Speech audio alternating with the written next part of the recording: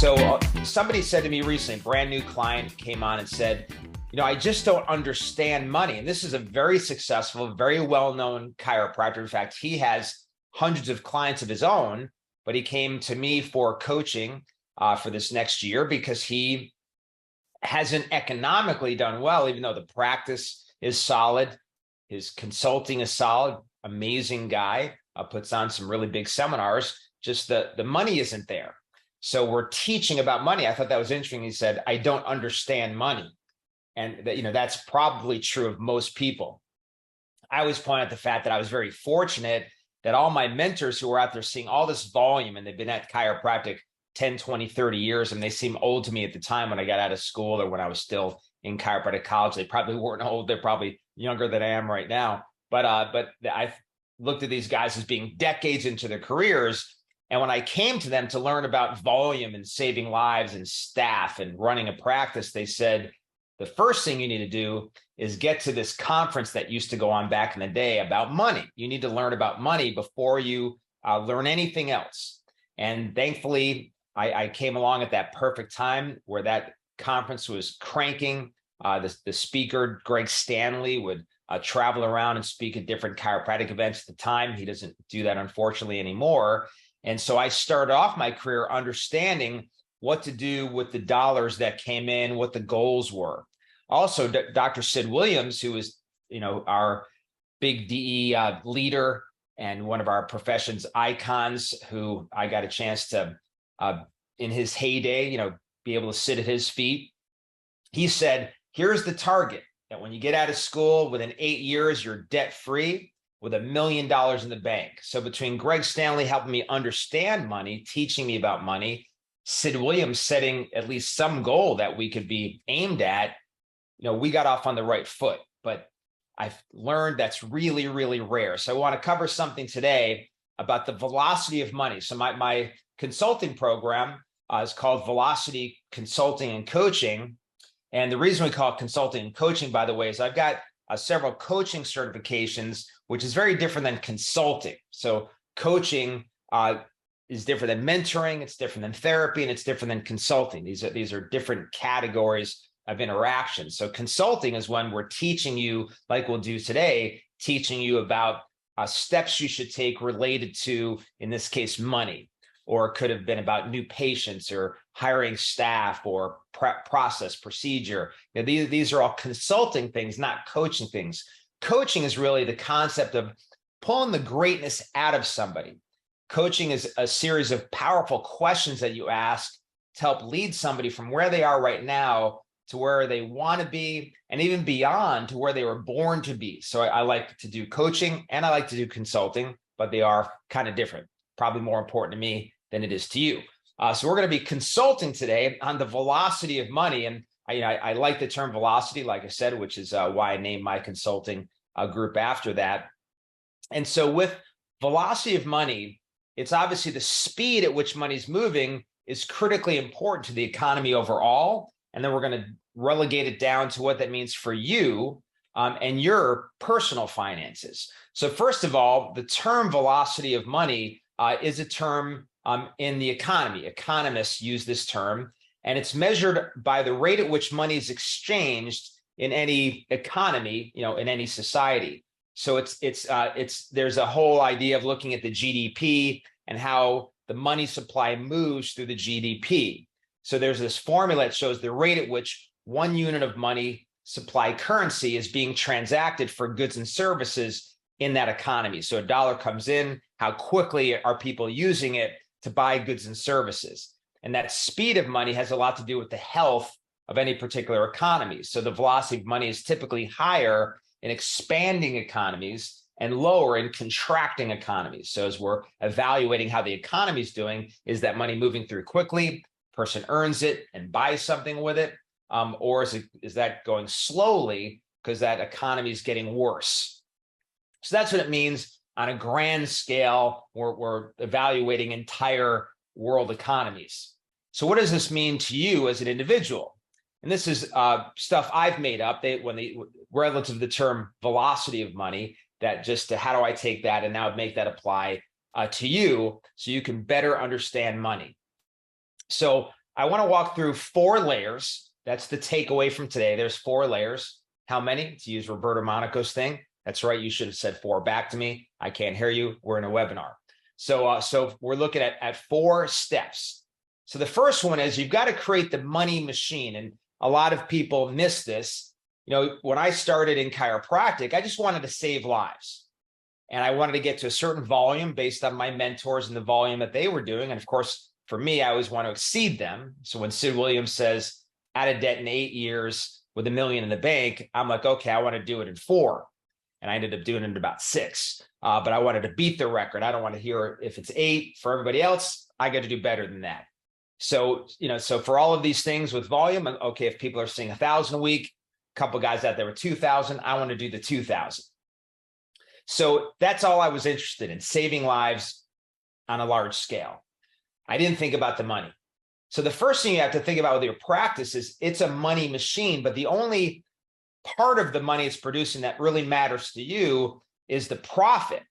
So we're supposed to see our practices. Of course, as Sid Williams also said, don't let the left hand know what the right hand is doing. So if the left hand is the service hand and the right hand is the business hand, they're not supposed to talk to each other. The service hand just go out there and save lives and make a difference.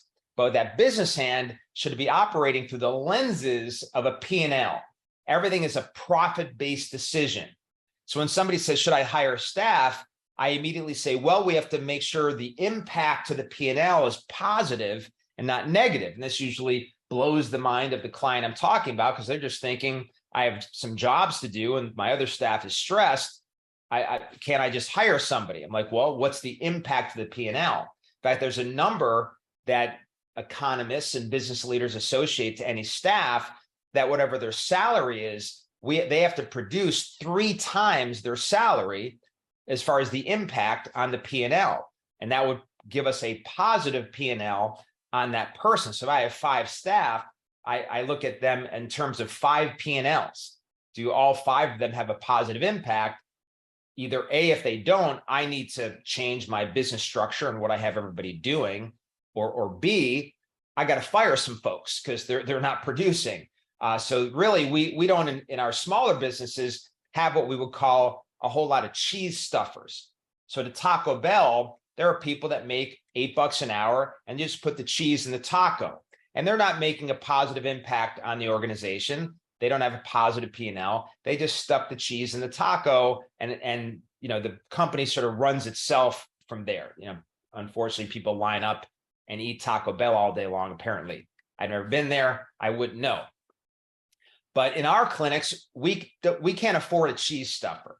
Occasionally, maybe I'll hire like somebody to come in at a point and do some filing, and that's like a cheese stuffer. And they make $8 an hour, come in and do some cleaning, some filing, help the staff out. But the rest of the staff, they got to produce. And that cheese stuffer, if they ever want more than $8 an hour to do some filing, like we say with any cheese stuffer, they get fired when they want to raise, and you bring in a new cheese stuffer.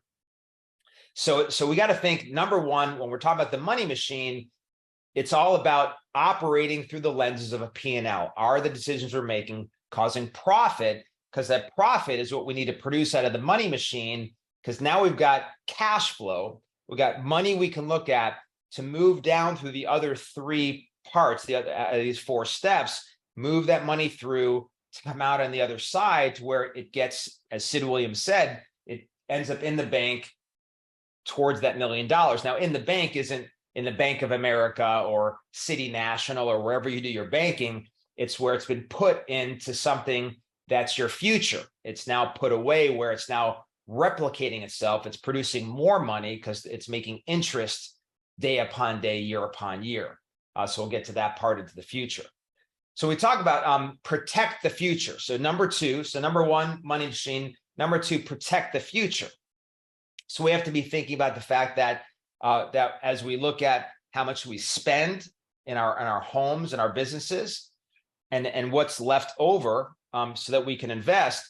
This is protecting the future. So when that money comes in, if I just put it in my personal bank account, somehow my family figures out how to spend it. And I don't want to act like I've got an evil family or something, but if the money's just sitting there in our personal bank account, somehow it gets spent, whether it's clothes, or vacation or food or cost of living that goes up because we decide to get bigger and better stuff, it just disappears.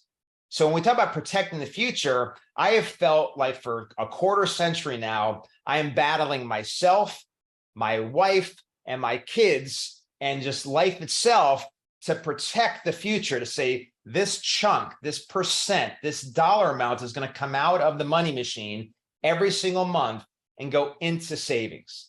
And we'll get into what those savings are in a second. But that's number two, protect the future. You got to battle to carve out that piece. Because like I started, you don't want to wake up, and Jim Rohn used to talk about this. He was Anthony Robbins' mentor. He used to say, when people end up older and without money, what happened, and what do we say to our kids when they say, Daddy, Mommy, what happened to all the money? And he used to say, they smoked it, they lost it, they burnt it, because they weren't protecting the future.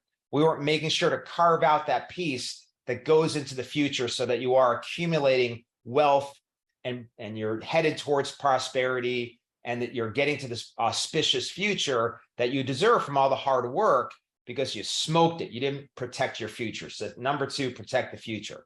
Number three, get an opportunity habit. I mentioned earlier, I spend many hours a week. I'm just really investigating, as an example. So I look at something that talked about you can make 12% interest tax-free based on a way of doing real estate investing. I may never do that. It could be a scam. I don't even know who these people are, but I'm gonna run that down. I'm gonna hunt down the person doing that. I'm gonna investigate it. I'm gonna run it by experts that I know. I'm gonna look into it. And that's because I have an opportunity habit. I see opportunity that looks like it could be valid, and I hunt it down. I've got at least 4 different people that are involved in either loans or mortgages that are secured by the properties that I'm always investigating. I have a habit of investigating these things because, you could have this secured investment that generates anywhere from 9 to 24% returns. That's protected by the house that it goes into, or the properties, or the multifamilies, the things like that. So I'm always investigating those things to make sure that I've got a place to put my money so it's generating nice returns. I must look at, in terms of real estate, I must look at, probably a dozen properties a day, just through websites I subscribe to that send them through based on certain criteria I'm looking for. So I'm always investigating. It's a habit of mine that I'm investigating opportunities, as well as just the interactions I have with my broker who does our investments into, stocks and things like that. So, she has things she sends me every week. Obviously, she is the expert. I basically trust her with a lot of it, but she knows she has to meet certain Ben criteria based on my risk tolerance. And we meet regularly to make sure that the percentages that she's supposed to be investing at remain accurate. And there are times when I say, hey, stop investing because I'm worried about what's going on out there. So I'd like to slow down that process, stop it, or even sell some stuff. But again, it's a habit. I'm involved in that because I've got to have a place, again, as the money comes in from the money machine, I'm looking at where it needs to go. And if you have enough of a habit, you have several good places that it can go on a regular basis. So it's always multiplying itself. So it's really cool if you've had this habit for a long period of time. It's really neat occasionally to look at, I'll get my annual update as to what our net worth is and be like, wow, that grew quite a bit. That's just based on, I've been at this a quarter century. That's grown nicely based on the miracle of compounding interest, but it's all come from, number one, the money machine. Number two, protecting the future. Number three, having a habit of looking for opportunities and taking advantage of those, as well as just being involved in making sure that nothing's getting messed up. And by the way, occasionally I have messed up, and occasionally my brokers have messed up, and other experts. It's not a perfect science, which is why we have to do a good job with it.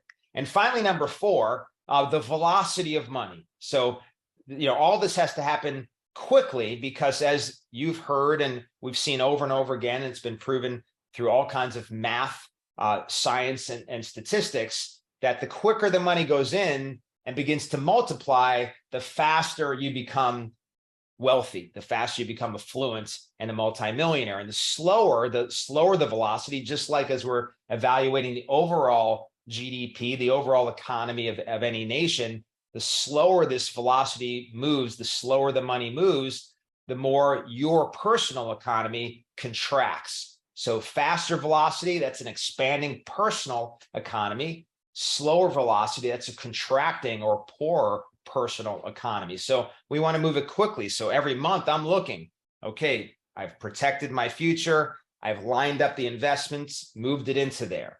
And so that's happening as quickly as possible. Obviously, as we've said, we say in sports, and my wrestling coach used to say to us in college, go quickly, but don't hurry. Don't rush, because now we can make mistakes. But again, because of that habit, I generally have a lot of good things lined up. So when the money's there, we can move it into it. Or, again, if there's not something there, we have a good place to put it right now. The good news is a money market's making 5%, which is pretty sweet. So if there's no place to go, it's still multiplying itself and still going there quickly. I don't have it sitting in my operating account at the office like a lot of you do. I have a lot of clients that found out all their money sitting in their operating account, getting chewed up by the clinic and making no interest, or it's sitting in your personal savings making 1% or less than 1% interest. As soon as that cash comes out of the money machine, bang, velocity, move it where it needs to go. So hopefully you got it. It's the velocity of money. We don't serve money. We serve people and God. That's the left hand, but the right hand has to know where it's going and do it quickly. Bless you guys. Let us know if you need any help, and remember who you are.